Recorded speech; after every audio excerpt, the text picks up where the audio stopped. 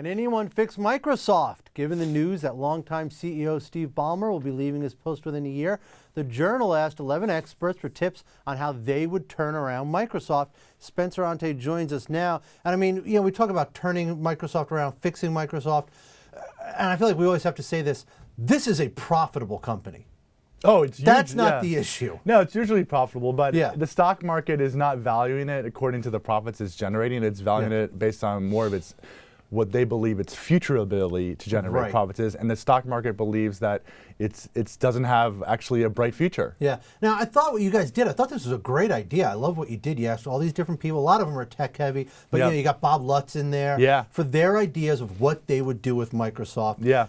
Did any sort of broad themes emerge? Absolutely. I think one of the top themes is that Microsoft needs to be more entrepreneurial, that there's this idea that it's become too bureaucratic and too bloated, that it's protecting these old PC-era franchises too much, and then it's not really willing to make these bold decisions to sort of, as Jim Breyer, who is the former Facebook director and Walmart director, cannibalize existing products. It's the old innovator's dilemma issue of these companies too often protect the old, and what they end up sacrificing is the ability to sort of like develop new products that people want to buy. Apple has actually been really good at cannibalizing itself. Yeah, I was in the Apple store in Grand Central this morning. It's pretty impressive. The one I thought was interesting was Vivek Wadhwa. I'm sure I'm pronouncing that incorrectly. Am I? Vivek Wadhwa, yeah. That's pretty close. Yeah. He said, or she, I don't even know, would break it into pieces. Yeah, would break it into pieces. I thought that was interesting. Yeah, that kind of. You don't hear that too often. Yeah, well, it's funny. That was actually a proposed a remedy that was proposed during the Microsoft's antitrust trial when people were trying to figure out how do we tame this monopolist. Some people said break it up, and they called them the baby bills. Right. Okay. And what's ironic is that was proposed as a way to control its power. Now it's actually being proposed like 15 years later, many years later, as a way to actually unleash its power.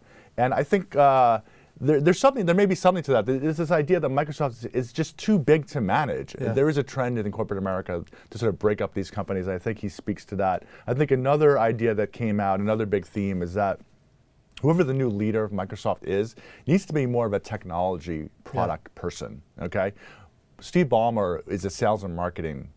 Comes from a sales and marketing background.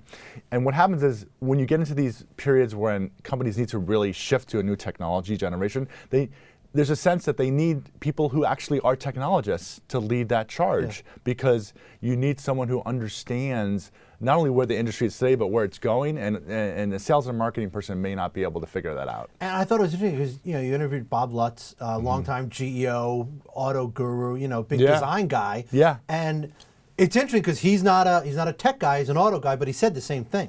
Yeah, it is, because, well, I mean, cars are products, and it's like they're actually very technologically driven these days, especially. So I think he brings that insight that you do need like a car guy to lead the car company, not like a sales and marketing or a finance person. So he speaks to that. I think one other thing that's really interesting is that hard decisions that need to be made. Like some people, like the breakup decision, or some people think the new strategy of the company actually doesn't make sense. Brett Taylor, the former CTO of Facebook, said this new devices and services strategy is fundamentally flawed, because if you have a device strategy, it's all about like making money on the hardware, right? Whereas services is like you want to spread your software across multiple devices. So he said the new CEO of Microsoft has to take a critical look at that. And I think that was a very sharp point. That is interesting. All right, we're going to talk about this. God knows There'll be a much lot longer. more. At least probably for a year until they name the new person. Right. All right, Spencer Ante, thank you very much.